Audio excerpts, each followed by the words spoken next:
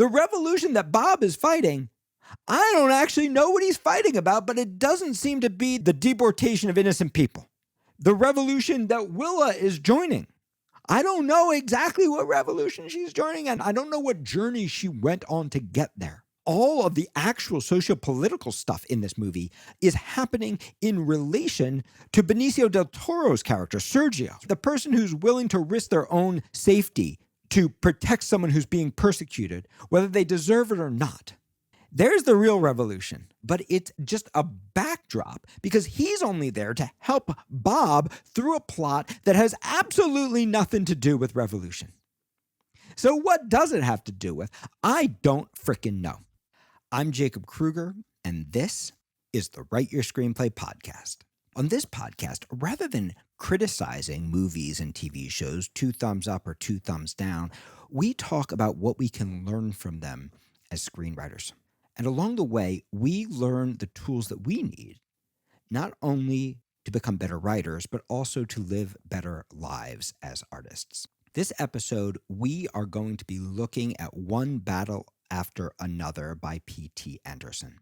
Now, I'm going to come right out and tell you that I am one of the 2 people in the universe who did not like this movie. I did not think that it was a masterpiece, and I did not think that it was a great call to arms against the political situation we find ourselves in. In fact, I think it's more of a Quentin Tarantino-esque action movie happening against the backdrop of what's happening in our world today. But it doesn't actually matter what I think. And this is one of the things that I want you to take from this podcast. It doesn't matter whether I like the movie or whether you like the movie. It matters what we can learn from it as screenwriters. And we can learn a lot. So today we're going to be talking about theme.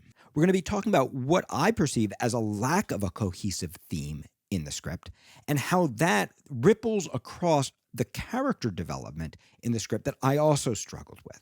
And in this way, whether you loved One Battle After Another, or whether you hated One Battle After Another, or whether you're somewhere in between, hopefully you can take from this podcast something that you can apply to your own writing to make your writing better by using theme. Now, a big warning. I am going to spoil the hell out of this film. There is no way for me to teach you what I want to teach you today and to make the slightly dangerous argument that a film that most people are calling the clear frontrunner for the Academy Award actually needs some work in the script. I can't make that argument to you in a cogent way without spoiling a lot of the events of the film. So if you plan to watch it, this is a great time to hit pause because I'm going to really have to start spoiling from the very beginning of this podcast. Okay, One Battle After Another. Let's start by talking about where we are at the beginning of this film so you can be rooted in the story. We are in the world of a group of revolutionary militants. At the center of this group are 2 larger-than-life characters, Perfidia Beverly Hills, played by Tiana Taylor, who is the most badass woman to ever fire a semi-automatic rifle while pregnant. She is a woman who is completely devoted to the rebel cause, although what's driving her maybe is a little bit more complicated. It's not quite clear whether she is in it for the revolutionary ambitions or whether she is in it for the thrill and her need for constant excitement. But she is a complicated woman, and one thing we know for sure is she is dedicated to the cause. Her partner, both in the French 75 and in life, is Bob Ferguson, played by Leonardo DiCaprio. Bob is affectionately called the Rocket Man. He's the guy who will make shit blow up. And like Perfidia, his life is the French 75. And we're going to start off with a bunch of very exciting action, introducing us to the world of these wild, madly in love, passionately sexual couple, right, that are living their best lives among their best friends, robbing banks, causing mayhem, and standing up to the man. Now, this is already a little bit complicated for me. Because one of the choices that P.T. Anderson makes is to set all this in a kind of chronologically ambivalent time. But as best we can tell, these are the Obama years. This film is being talked about as a call to arms against tyranny and fascism that many of us feel are sweeping across our country. But the early revolutionary actions that are being glamorized for us are not happening in relation to the government that is currently in charge. They're happening against, comparatively at least, a liberal government, although that government's never named. And I don't know, but this feels to me like one of those classic Hollywood moves that we kind of see in Top Gun as well, where, hey, we're kind of not going to name the time and we're kind of not going to name the bad guys, and we're going to keep things vague enough that people aren't going to get angry at this very, very expensive movie, and that we can kind of project whatever person we see as the bad guy up against it. But I think already from this very beginning, we're unsharpening a little bit. Like, if this is a call to arms, exactly who is it a call to arms against? Now, potentially there's also an opportunity there, right? Because we do get pulled into false binaries. And is it true that our only choices are between people who feel like you got to shoot guns, rob banks, and blow shit up, and people who feel like we should live in a white supremacist state, which I'll explain later through the character of Lockjaw and the Christmas adventurers that I'm about to tell you about, right? Are these really our only choices?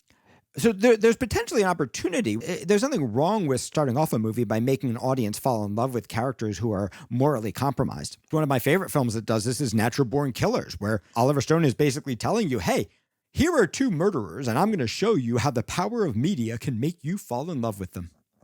So there's nothing wrong with glamorizing a problematic person and then starting to poke holes in them for your audience. My problem with the film as a call to arms is, number one, they start off fighting, at least what I perceive as the wrong government, but also that there's never a moment where their revolutionary actions are questioned or not glamorized. In fact, the happy ending of this movie, which I'm about to spoil for you, right, is Willa, the child of Bob and Perfidia, carrying her mom's note that tells her mom's true heart into a protest.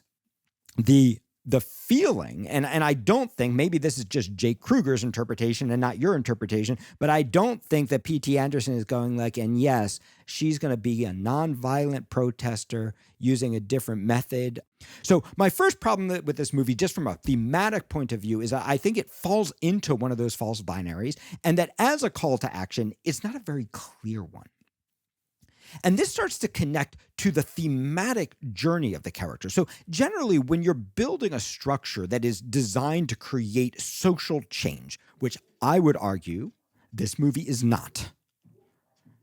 When you're building a structure that's designed to create social change, generally what you want to do is you want to meet the audience where they are, and then you want to start to shift them. And you have to decide, who is the audience that you want to meet? Is your audience radical people who want to overthrow the government? Is your audience people who could be transformed into radical people who want to overthrow the government? Or is your audience something else? Is your audience maybe people who voted for the current government? Who is your audience? I'll give you an example of this from my own writing. When I wrote the Matthew Shepard story with John Wyrick, we were very clear. That is a movie that's built for social change, or at least that's my desire in writing the film.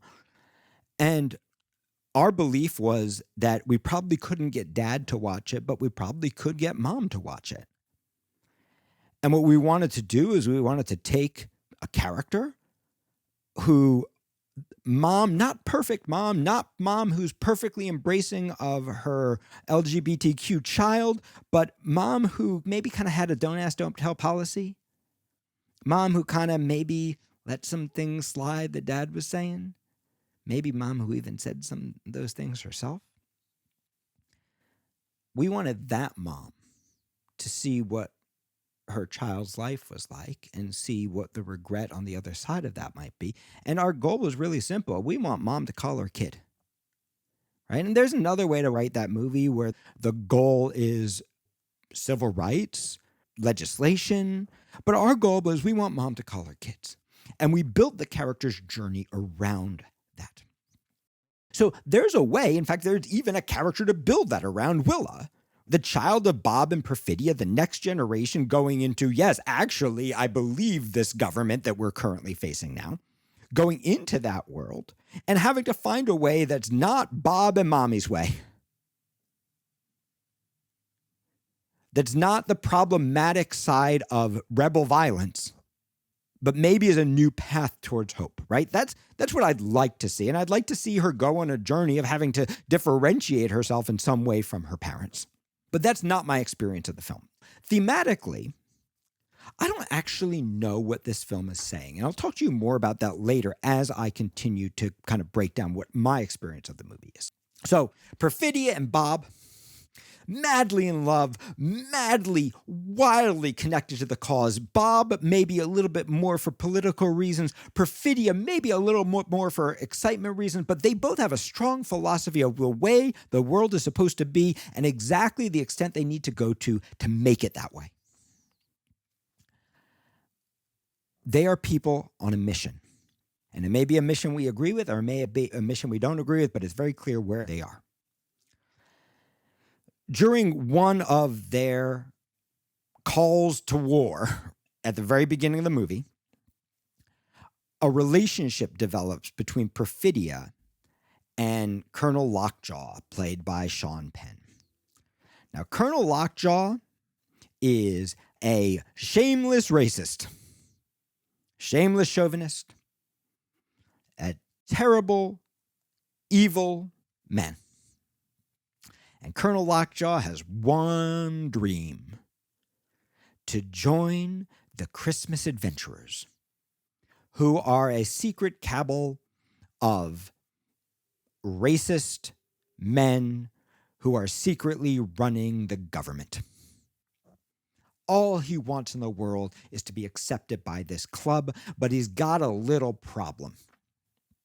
His little problem is that he really likes black women sexually. In fact, who does he like more than anybody? He likes Perfidia Beverly Hills. And before long, in order to save her revolutionary movement, in order to be able to continue to carry out the revolutionary actions that she so believes in, Perfidia consents to sex with Lockjaw. They now have a deal. Their deal is this: she gets to continue to blow shit up in her little revolution, and he gets his sexual desires satisfied. Now, this is pretty complicated because the Perfidia that we met is madly in love with Bob, and the Bob we've met is madly in love with Perfidia, but we also understand it because Perfidia is complicated. Maybe she is trying to save her movement. Maybe she's trying to save herself. Or maybe she just likes the twisted excitement of all this. That's a complicated character, and quite frankly, it's a good start.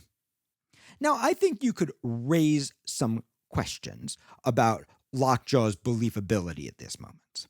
After all, he's got her right where he wants her. Does he really need consent? Does this guy even want consent?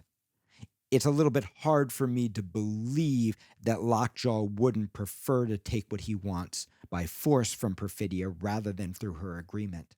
And it's also a little bit hard for me to believe that Lockjaw, having dedicated his life to the U.S. Armed Forces, is going to, just for sexual flavors, allow a gang of revolutionaries to continue to blow shit up in his beloved country, especially a group of multiracial revolutionaries. It's hard for me to believe his motivation there as a man who wants to join the Christmas Adventurers more than anything, right? And I'm pointing this out because in this movement of the podcast, I want to start to share with you the places where I start to feel like P.T. Anderson's outline for where he wants the script to go starts to trump the actual characters in the movie. So maybe there's something that I just don't understand about Lockjaw. Maybe in P.T. Anderson's mind, it's totally believable that he's going to make this choice. But what I really think is happening is, like for many writers, for many new writers, there's a plan here.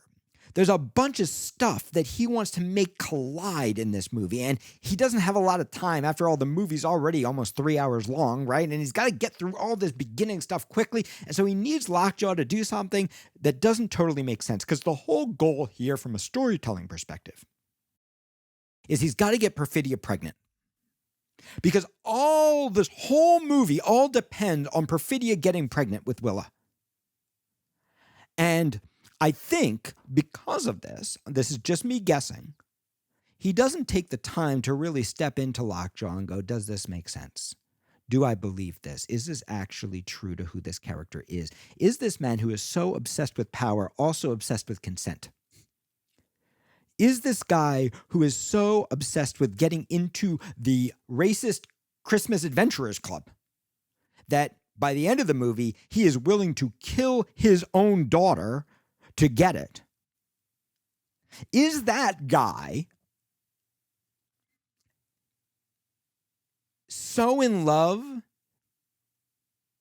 with Perfidia that he's going to let her continue to blow shit up in his orderly country that he wants to join the Christmas Adventurers? We have to imagine to some degree in his mind to save, right? So we have this little flaw in the character where, okay, maybe we survived that. Let's keep on going. I mentioned that at the end of the movie, he's willing to kill his own child to save his place in the Adventurers. Who's that child? Of course, that child is Willa, or at least potentially Willa. Here's what happens. Perfidia gets pregnant. It's not clear, probably to her or to us, if it is Lockjaw's baby or if it is Bob Ferguson's baby, Leo's baby. Bob has no idea that there even is a Lockjaw. He's, of course, convinced that this is his child. But Perfidia probably doesn't know or maybe even suspects. So, the birth of the child causes a change in Bob Ferguson. Bob Ferguson, who we met as a person almost as wild as Perfidia, madly in love with her, madly in love with the revolution, a true believer. Now that there's a baby, he just wants to be a dad. He just wants to settle down. He wants Perfidia to stop taking all these dangerous chances because they got a baby to worry about. Now, I don't find that very believable either. This guy is a revolutionary who fell in love with Perfidia. It's hard for me to imagine that he just magically transforms into a house husband. And I also think that that choice weakens the potential thematic structure of this piece, of this girl who is raised in, I'll say it, a healthier belief system than Lockjaws, but also a toxic belief system that is full with violence, selfishness, destruction, that weaves, hey, a political agenda with robbing banks is a little complicated. And if you don't change Bob Ferguson, if you allow her mother and her father to stay the characters that they always were, well, then you actually are raising the child in that world so that she has a place to move out of that world from. But that's not what happens. Now, let's pretend that I'm wrong about that. Hey, sometimes people have a child and they decide to settle down, right? Character could certainly jump once. He just had a baby. He didn't know he had this in him. There's pressure between the two of them now. Let's pretend that that all works. And that also isn't just a writer pushing to the outline. Where we go from here is they have a big fight and Perfidia, well, damn it, she's going out. She's going to go out and she's going to pull off one of her bank heists. And of course, big shocker, it goes terribly wrong.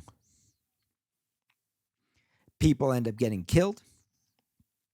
Perfidia ends up being captured. And thank goodness for Lockjaw. Now, I find this unbelievable too. A basically revolutionary terrorist is captured, and some general is able to make a deal with her, get her into witness protection, and free her. I don't know. But let's pretend that that all is logical too. Lockjaw makes a deal with her. But in order to achieve that deal, she has to give him something too. So she's going to get witness protection. She's going to get freedom. But she's going to have to name names.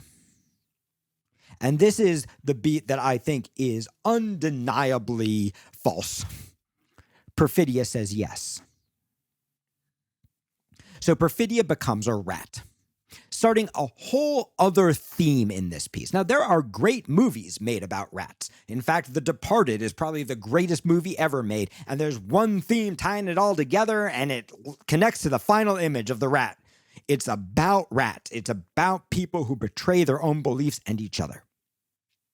So Perfidia turns out to be a rat, and that starts a new theme. And a bunch of her fellow revolutionaries get shot, imprisoned, killed, taken away. Luckily, Bob and his daughter are able to be escaped in time.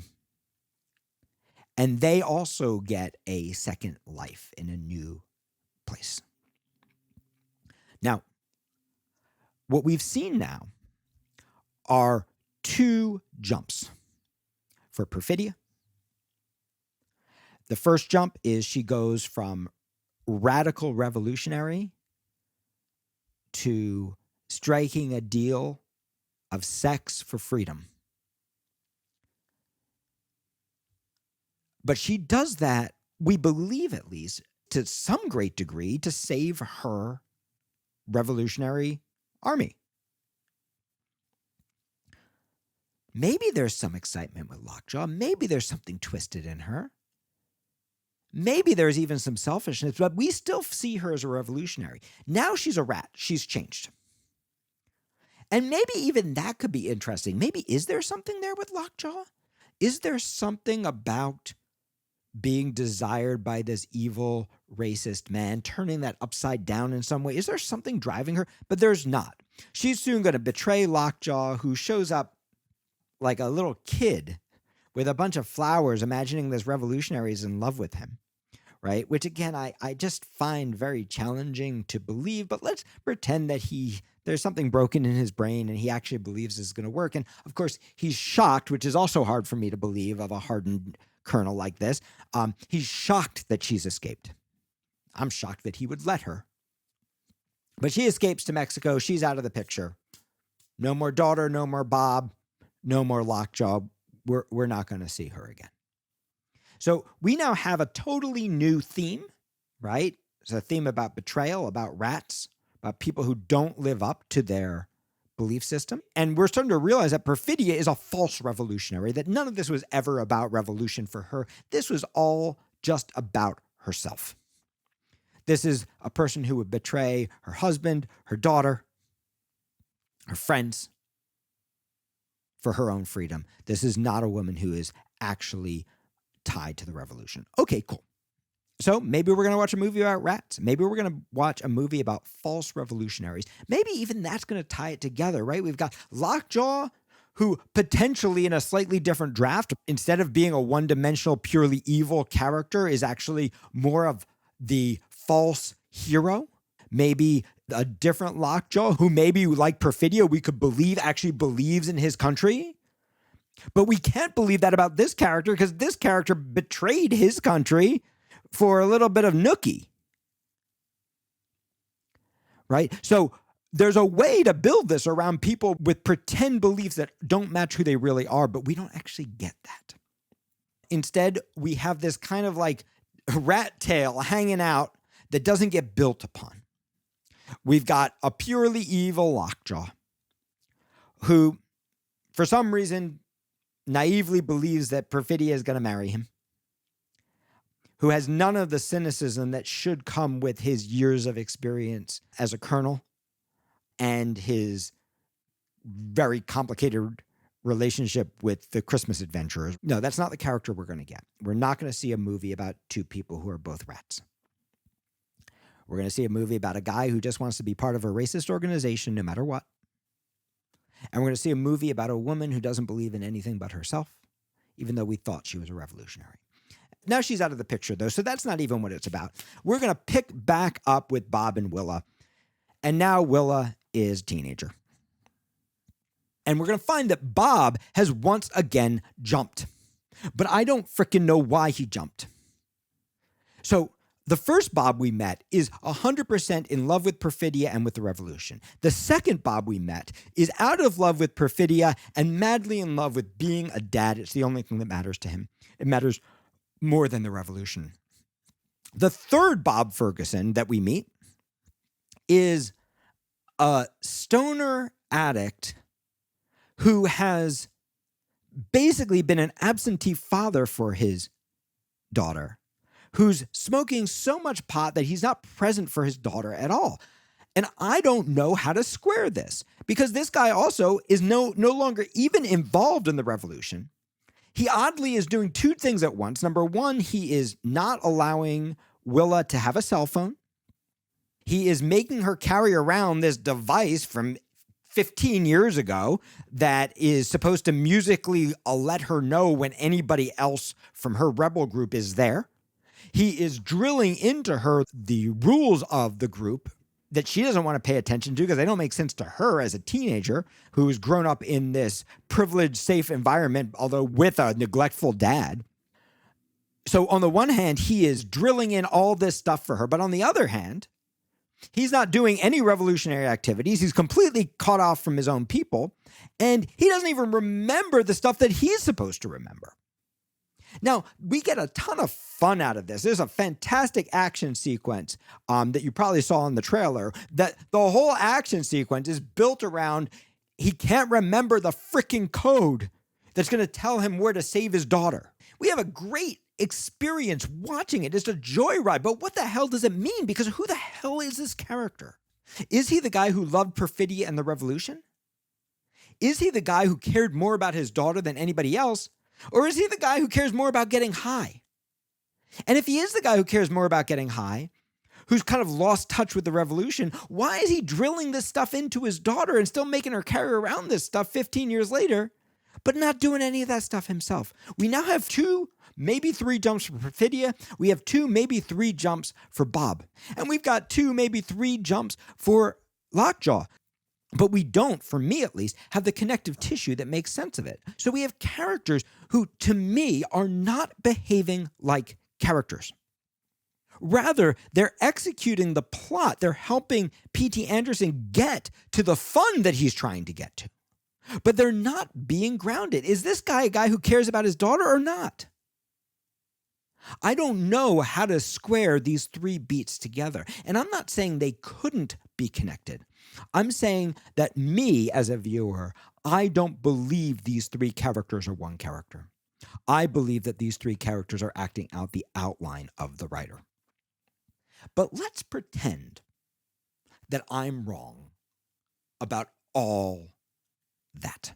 After all, most people love this movie. Let's talk about where we are now. So we are meeting Willa. Willa doesn't understand where the hell her dad is coming from. She never had a mom. She has no memory of her mother. The only thing she knows about her mother was that from her dad's story, her mother was a great hero of the revolution who died for the revolutionary cause. But she hasn't had a single revolutionary thing in her entire life. And she also hasn't had a dad who was sober enough to be around for her. She's had to kind of be the parent. Now, oddly, despite having completely fallen into stoner suburban life, Bob has determined that absolutely, without a doubt, Willa is going to learn some Matrix-level karate. She is going to be a badass, and he finds her a Mexican sensei, which may be the hardest thing in the world to find. Brilliantly played by Benicio del Toro, he finds her a sensei who can teach her karate, who can help keep her safe, because it seems like the only thing he wants in the world is to keep his daughter safe no matter what restrictions, no matter what training. He's got to train her to be safe, even though he also is completely not present for her and not paying attention and has forgotten all the things that he's supposed to do to keep her safe. So what we know about Willa is that she has grown up freaking soft and yet with skills. She has grown up in a safe world, but she's a parentified child. In fact, she might remind you a little bit of the character from season 1 of Shrinking. It's the same setup. Dad's having a real hard time dealing with what happened to mom, and he has escaped into drugs, and the daughter is brilliant, talented, and really frustrated with her dad, right? So you can see thematically and tonally we've shifted. We're in a different movie. The only thing we know about Willa, her defining traits are, number 1, she secretly has a cell phone, which we're about to find out, despite her dad's refusal. She puts up with her dad and loves him, but she's frustrated with him, and she's great at karate. That's all we know about her. She, of course, is going to become the damsel in distress for this movie, which also bothers my little revolutionary heart.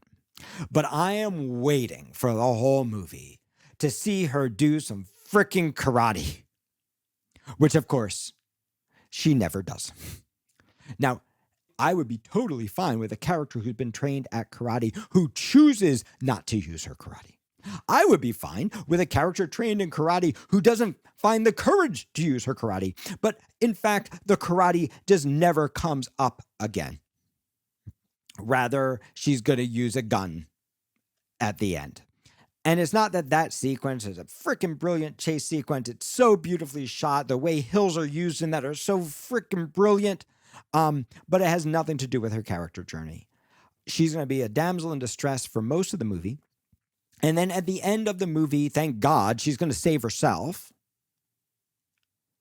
But she's not going to go on any journey in relation to the theme in saving herself. She's not going to transform in relation to the theme of revolution. She's not going to transform in relation to her experience of either of her parents. She's not going to transform in relation to whatever the hell Lockjaw is doing in this movie. She's not going to have to come to some kind of realization about different kinds of fathers.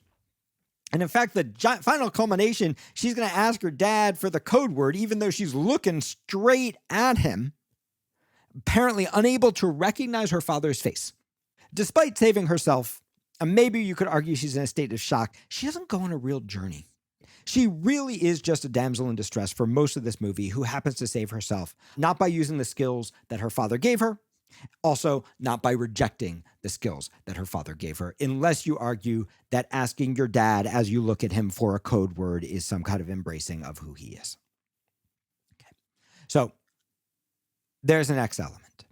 And I would argue that just like all the other characters, Willa is not a character. She's brilliantly acted. She's so brilliantly acted, just like all these other roles, that you could almost think that she's a character.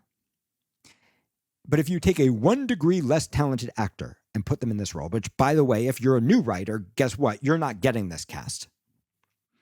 If you take a 1 degree less talented actor and put them in these roles, you're going to start to realize that Leonardo DiCaprio's character, Bob, is just doing his best Big Lebowski.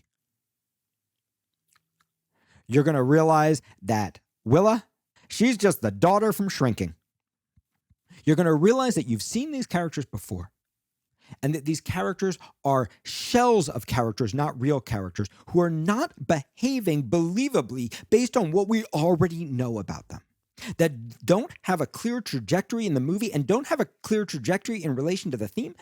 And the effect of that is to make the movie, even though it's happening against the backdrop of such important social political stuff, the actual characters' journeys don't have anything to do with that stuff.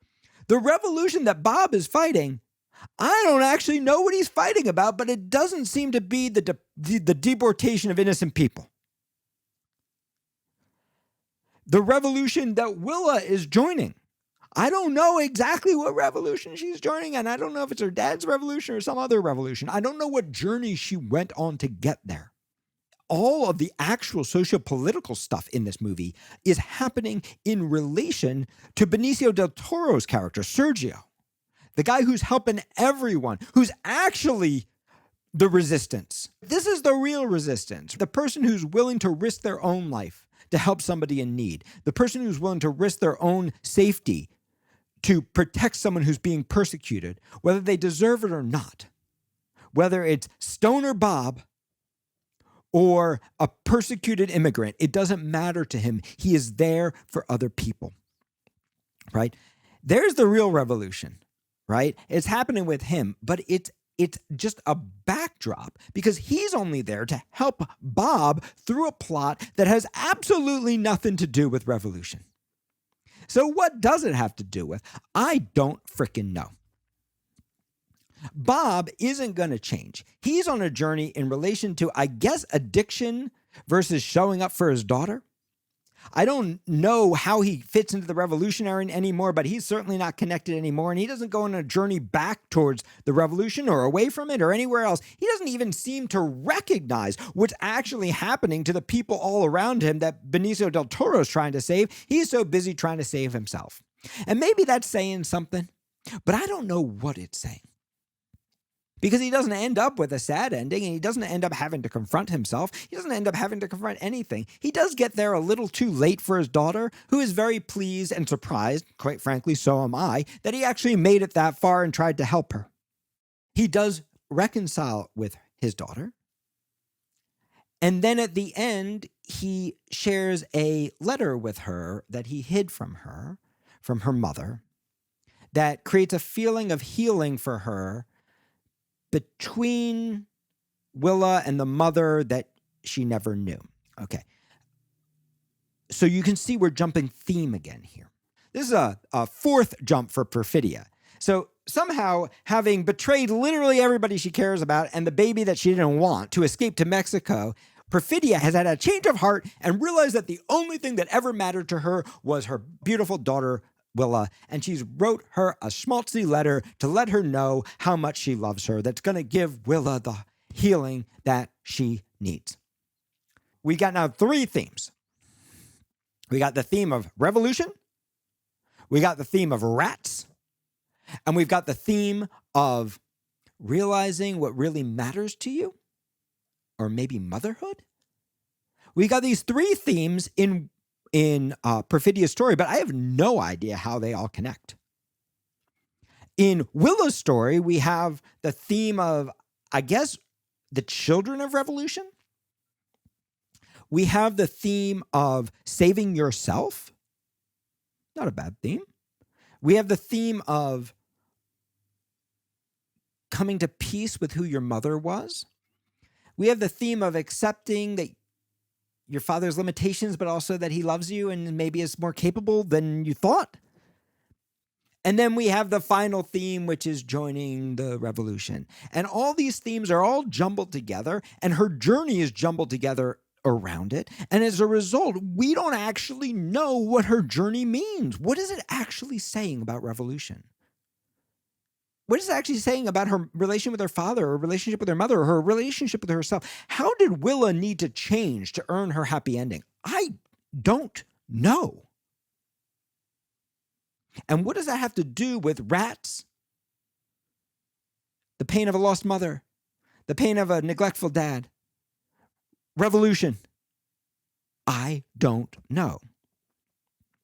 So what's happening is, because we don't have a central theme holding the movie together, the characters aren't going on clear journeys in relation to that theme. In fact, even the big Lebowski, even the dude goes on a bigger journey than Bob Lebowski in this film. The dude in the big Lebowski goes from the dude abides to this aggression will not stand, I need to get that rug back, it really tied the room together, to getting himself tied up as a PI in a giant film noir, to halfway through the movie meeting Sam Elliott, who tells him, look, dude, sometimes you eat the bar and sometimes the bear eats you, but not getting it, not getting that he needs to go back to the dude abides, getting as far as losing a friend, and then realizing that all this crap that Walter, his neoconservative friend, has been feeding him is wrong.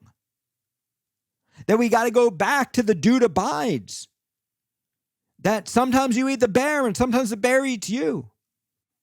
And he has to let go of his attempts to get justice and have rules and go bowling. That's a character who goes on a journey in relation to a theme.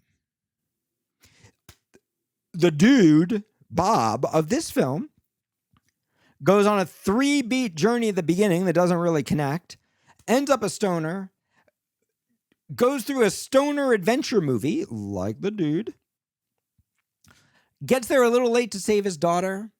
Somehow this convinces him to tell her the truth about Perfidia, and then goes back to smoking pot. I don't get his journey. I don't get how he changes. I don't know what this means, and I don't get how this is a call to revolution. Okay. So Lockjaw also goes on his own journey.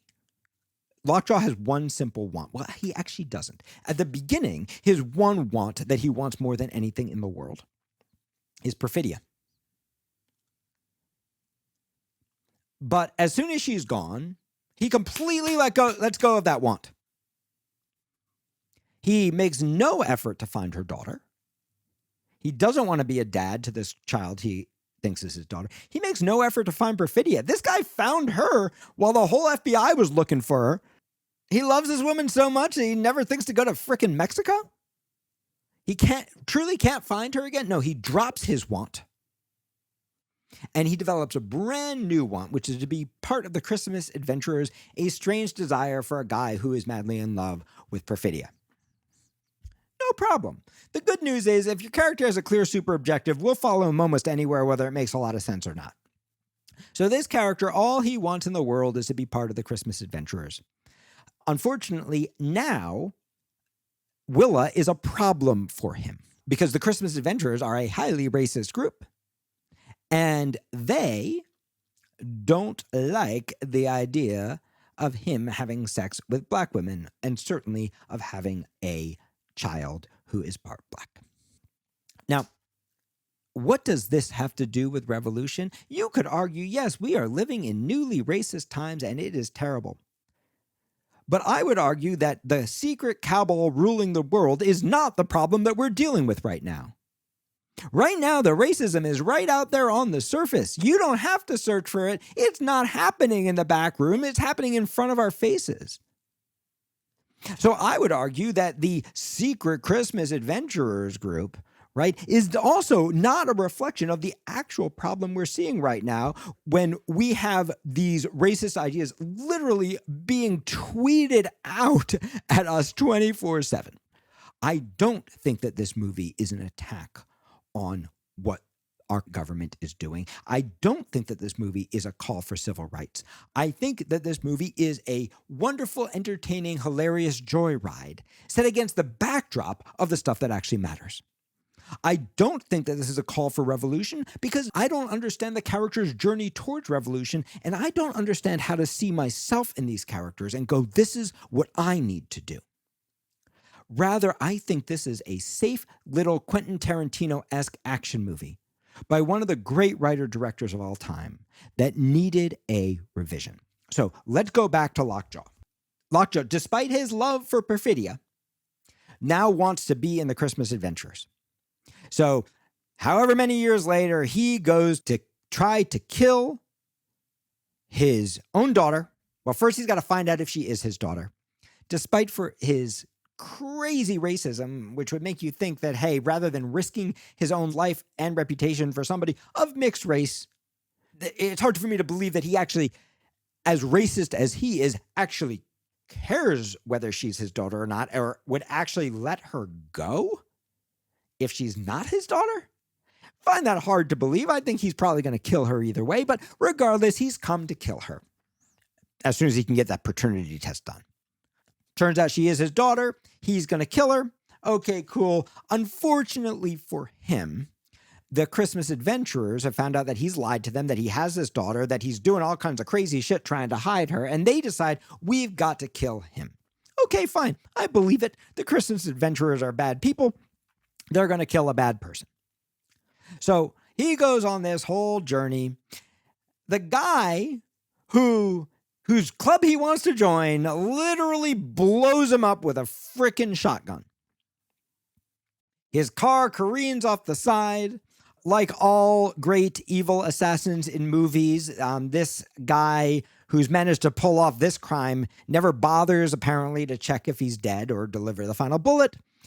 And, of course, it turns out that Lockjaw is not dead.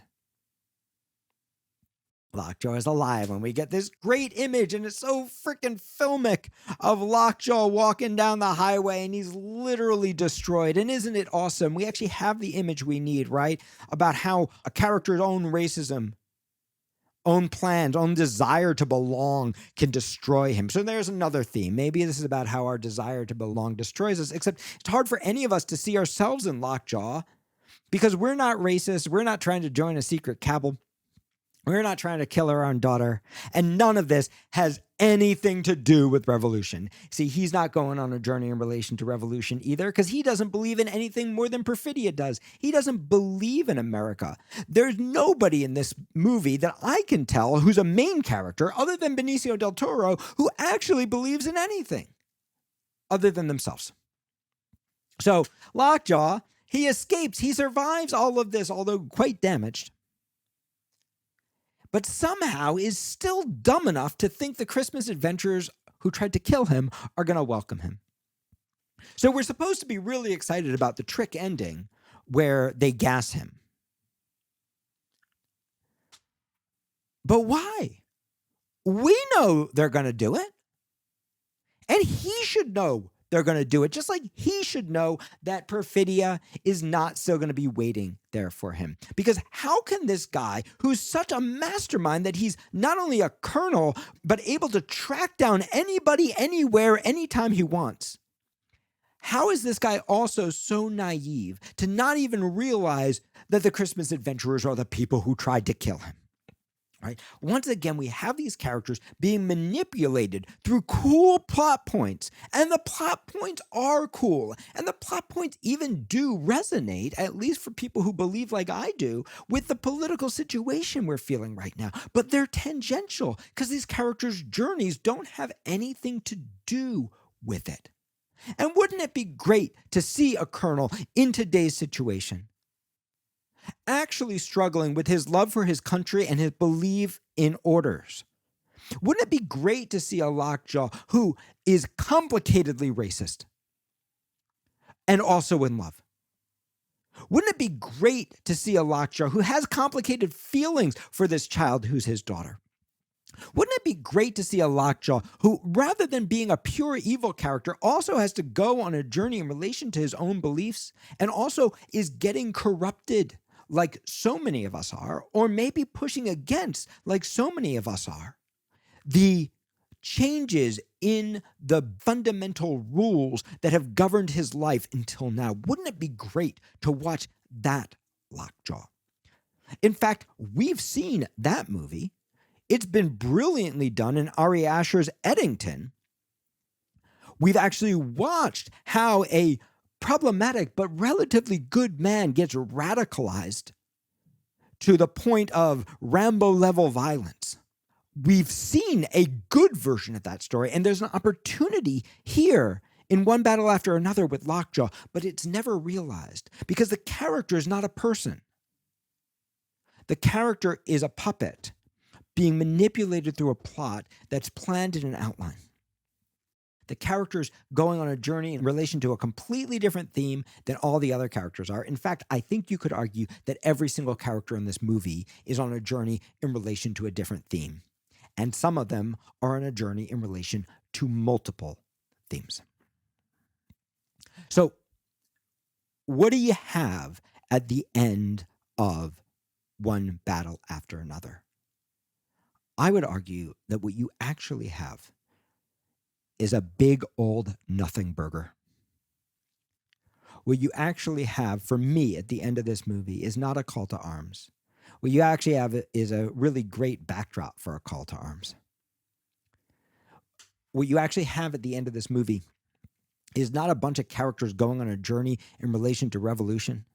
What you actually have is a bunch of character types, caricatures, going on a journey in relation to a dozen different unrelated themes against a backdrop of a theme that really matters. So why is the movie so much fun to watch? Let's talk about that for a second. The movie is so much fun to watch because, number one, whether their journeys are motivated enough or not, it's really clear what every character wants. And so this is something you can take with you from this movie, whether you loved it or hated it. When the objective or the super objective is clear enough, when the real desire is clear enough, we'll follow a character pretty much regardless of what they're doing, and we'll have a great time doing it. If you make the obstacle clear enough and dangerous enough, on top of that, we will have even more fun. We will go on an incredible journey and we will root for your character doing just about anything. And that is one of the things that P.T. Anderson does such a great job of. Look at Bob. All Bob wants is to save his daughter. The obstacle is he doesn't remember the damn code. The entire journey is going to be built around this. He's going to spend half the movie just trying to plug in a cell phone. We're going to get some of the best scenes and the best dialogue in the movie out of that simple desire. And we got the ironic hook of the stoner trying to save his kid. It doesn't matter that a lot is broken around that. We can still have a great time watching it. Willa wants to survive and escape. Lockjaw wants to join the Christmas adventurers. And what makes it hard? He's got a black daughter and he's got a bunch of people coming after him trying to save her. Tim, the evil assassin / Christmas adventurer dude, he wants to keep things clean for his organization, and he's willing to do whatever he has to do to pursue his racist desires.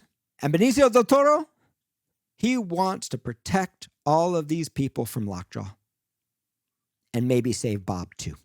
And the obstacle is all the power of the U.S. military is descending on his little town. What I want you to understand is that if you have a clear super objective and you make it hard, the audience will enjoy just about anything. If you add to that the brilliant cinematic eye of P.T. Anderson and the extraordinary acting prowess of a great troupe of actors, well, maybe we can even have a great time watching it. But if you don't have a central theme tying your work together, and you are not P.T. Anderson, a person that we so believe in that we're going to read meaning into his movies, whether they are there or not, because he has proven to us so many times that he is one of the world's great filmmakers. And I truly believe that he is. There Will Be Blood is one of my favorite movies of all time. If we are not P.T. Anderson, this movie does not get made. And to take it even further, if we are not P.T. Anderson, our audience doesn't read all the symbolic meaning and the call to arms and the thematic meaning into the movie that they've been trained to expect out of P.T. Anderson. This movie is elevated by a brilliant director and a brilliant cast, and it's not a bad script. What I'd actually suggest to you is that this is an early draft, just like your early drafts. If you look at your early draft and you say, hey, I've got a clear super objective for every character, and I'm making it really hard for them to get it, that is a great, great, great start. And they're having to make huge choices to get it, and all these characters are exploding into each other. That is a great, great, great start. But if you don't have a theme tying those journeys together so that they actually mean something, if your characters aren't making choices in relation to that theme, and if your characters are behaving in ways that are not believable for them or dropping or shifting objectives, you're not only weakening the structure of your script, you're also weakening the meaning of your script. And to show you the extent of this, I want to show you what's actually here under the surface, just not developed. Because what we actually have under the surface of all this, if the characters were actually just allowed to play out their beliefs and actually go on a journey in relation to the theme of revolution, if they were all a little less art and actually just being the characters we met at the beginning, rather than these jumping characters we meet as they start to change in unbelievable ways in order to conform to the predetermined outline.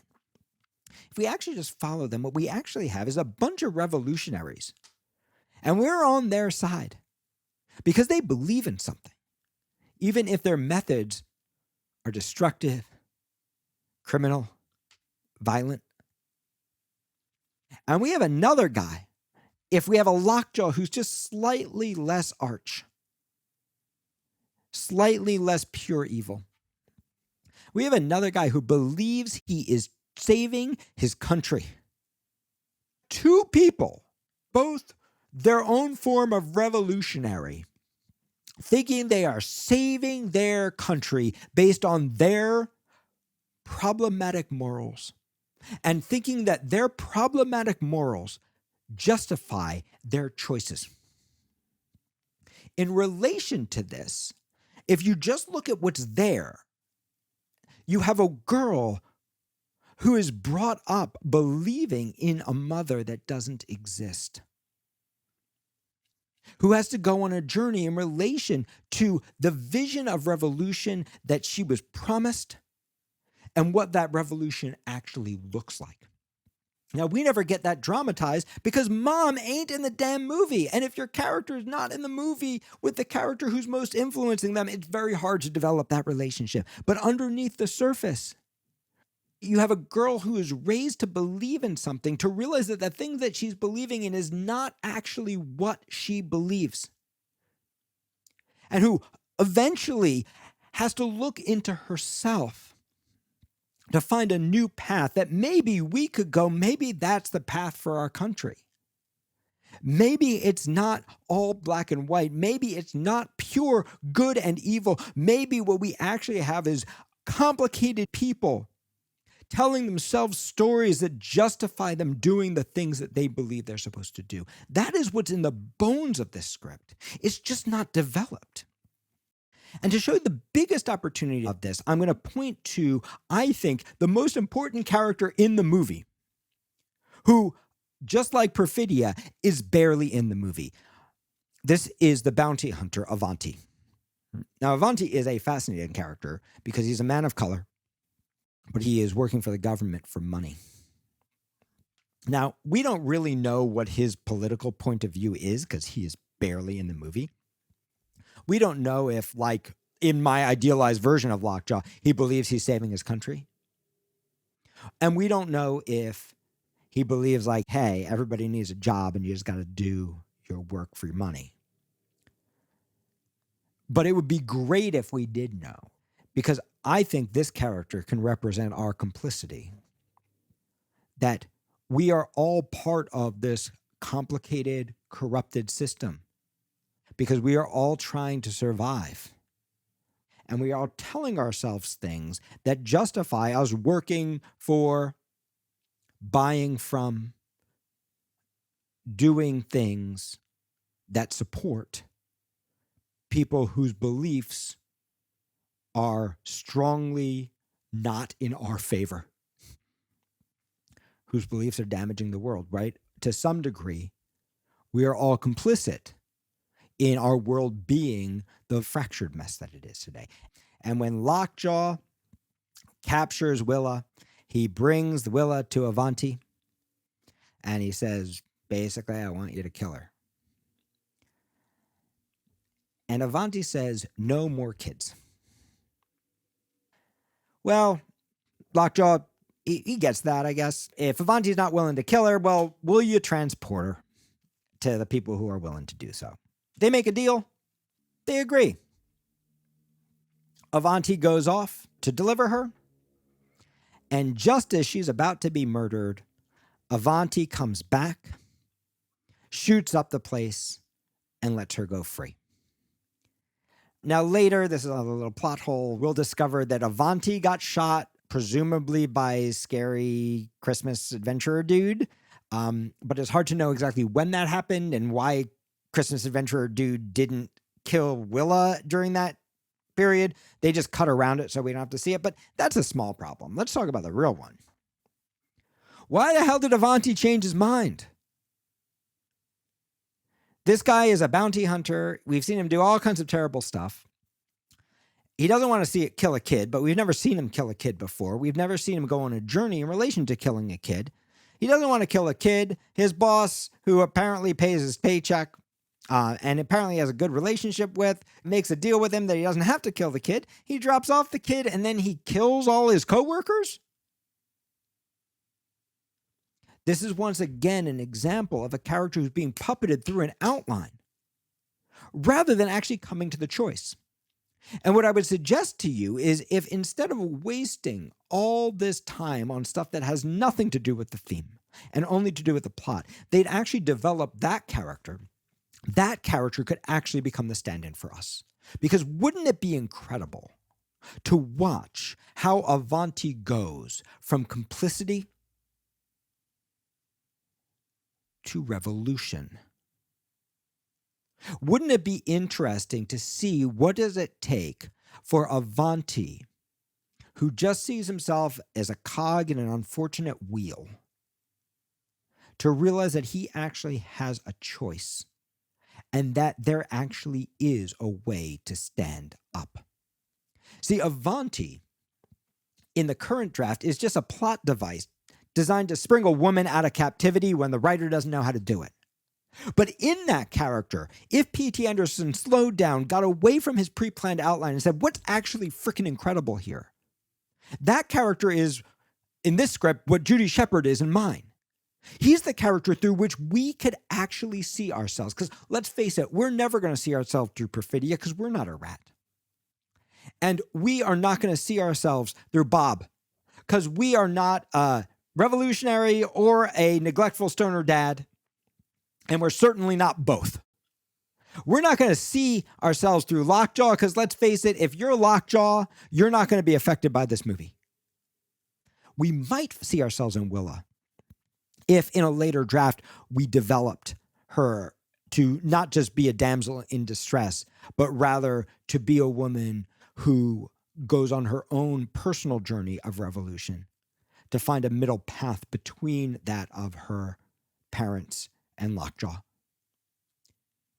But we can definitely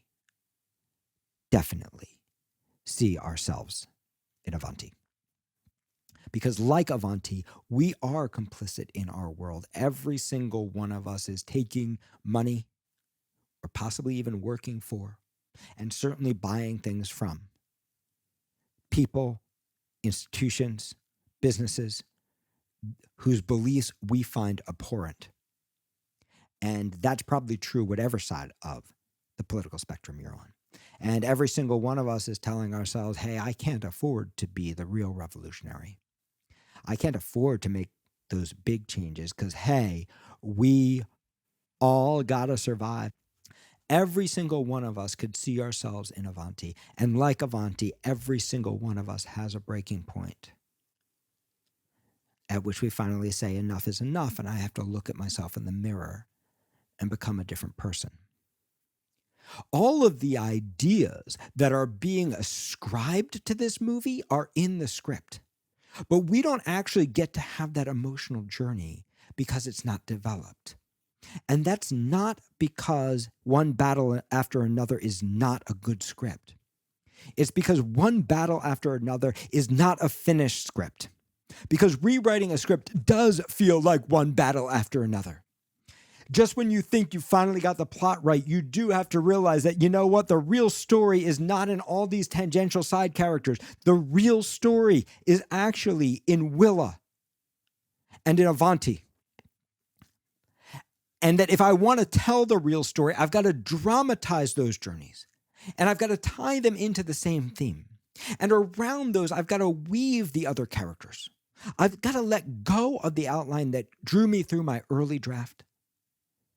And I have to ask myself, what's really here and what do I really want to say? That's how you transform your nothing burger into a movie that provokes real change in an audience by giving them not just a beautiful visual experience, but an emotional thematic one. This is probably one of my most radical podcasts, and that I'm saying something that most people probably disagree with. Let me know what you're thinking, and then come join us every Thursday night for free, live online. It's a great way to get a sense of our program, our teachers, and our approach if you're considering taking classes with us. Come check it out, writeyourscreenplay.com/Thursday.